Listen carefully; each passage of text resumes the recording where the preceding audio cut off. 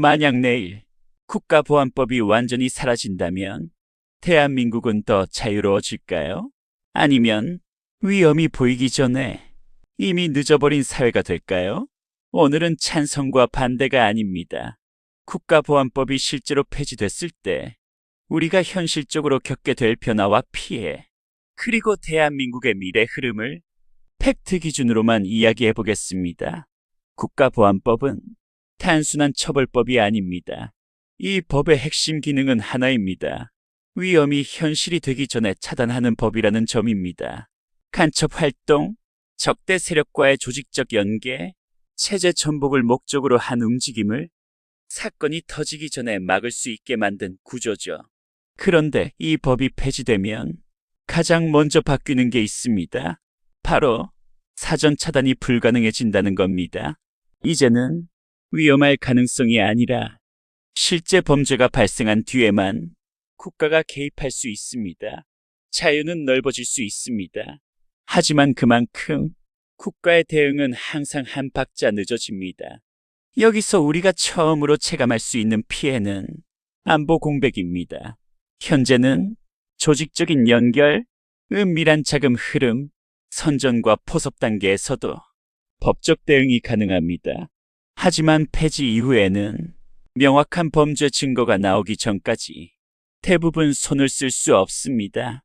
그 결과는 단순합니다. 위험은 더 커진 뒤에야 드러나고 수사는 더 늦어지고 사회적 비용은 더 커집니다.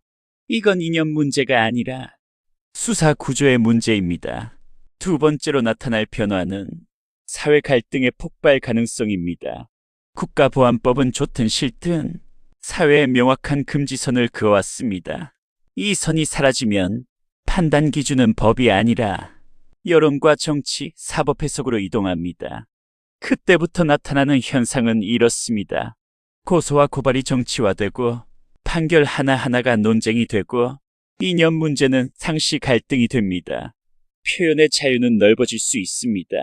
하지만 사회가 감당해야 할 충돌 비용은 훨씬 커질 수 있습니다. 세 번째 변화는 안보 책임의 분산입니다. 지금은 안보 문제가 발생하면 책임 구조가 비교적 명확합니다. 하지만 폐지 이후에는 정보기관, 경찰, 검찰, 사법부가 일반 형법 체계 안에서 역할을 나눠야 합니다.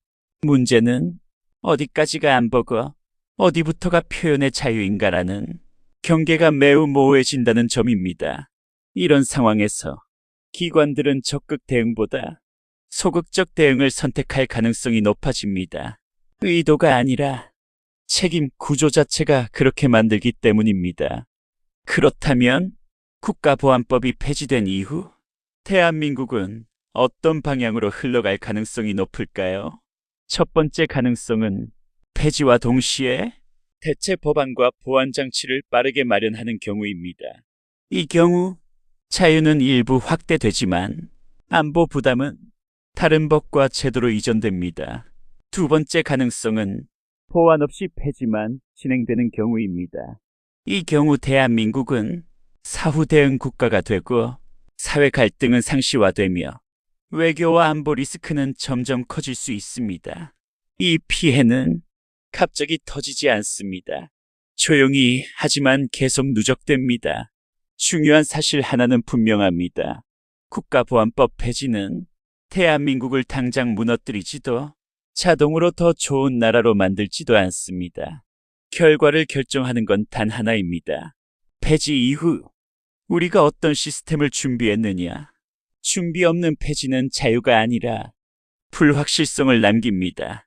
국가보안법 논쟁의 본질은 찬성과 반대가 아닙니다. 이 법이 사라진 뒤에도 대한민국이 위험을 감당할 준비가 되어 있느냐. 그 질문입니다. 자유는 공짜가 아닙니다. 항상 책임과 비용이 함께 따라옵니다. 여러분은 이 변화가 대한민국에 어떤 결과를 가져올 거라고 생각하십니까?